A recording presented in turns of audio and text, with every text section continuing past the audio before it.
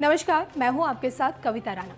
मोदी सरकार ने हाल ही में बड़ा फैसला लेते हुए करीब 35 साल बाद नई शिक्षा नीति पर मुहर लगा दी है और सरकार के इस फैसले का कांग्रेस जहां खुलकर विरोध कर रही है, तो वहीं पार्टी की ही नेता खुशबू सुंदर ने मोदी सरकार के इस फैसले का जोरदार स्वागत किया है। फिल्म अभिनेत्री और कांग्रेस नेता खुशबू सुंदर ने बाकायदा ट्वीट कर कहा, नई शिक्षा नीति 2020 पर मेरे विचार मेरी पार्टी से अलग है और मैं इसके लिए राहुल गांधी से माफी मांगती हूँ, लेकिन मैं कठपुतली या रोबोट की तरह सिर हिलाने के बजाय तथ्यों पर बात करती हूँ। हर चीज पर हम अपने नेता से सहमत नहीं हो सकते हैं, लेकिन एक नागरिक के तौर पर बहादुरी से अपनी राय रखने का साहस रख सकते हैं। तो कांग्रेस नेता खुशबू ने दूसरे ट्वीट में मोदी सरकार को नसीहत देते हुए कहा, राजनीति महज शोर मचाने के लिए नहीं है, इसके बारे में मिलकर साथ काम करना है और भाजपा पीएमओ को इसे समझना होगा। बतौर विपक्ष हम इस पर विस्तार से देखेंगे और खामियों को भी बताएंगे। भारत सरकार को नई शिक्षा नीति से जुड़ी खामियों को लेकर हर किसी को विश्वास में लेना चाहिए। तो पॉजिटिव पॉलिटिक्स की बात करते हुए खुशबू सुंदर ने कहा, मैं सकारात्मक पहलुओं को देखना पसंद करती हूं और नकारात्मक चीजों पर काम करती हूं।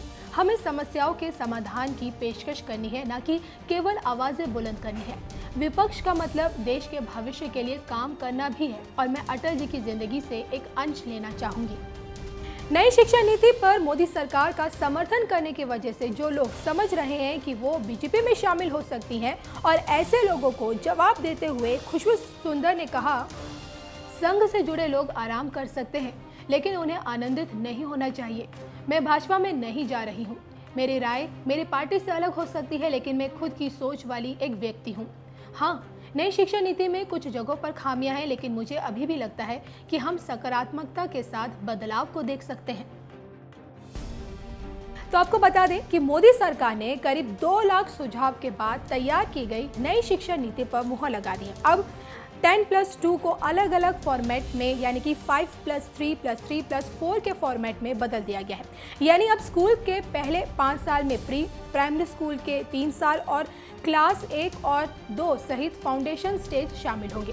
फिर अगले 3 साल को क्लास 3 से 5 की तैयारी के चरण में विभाजित किया जाएगा और इसके अलावा शिक्षा प्रणाली को लेकर कई तरह से बदलाव किए गए हैं। तो सभी संस्थाओं के लिए एक प्रवेश परीक्षा होगी और क्षेत्रीय भाषाओं में भी ऑनलाइन कोर्स होंगे।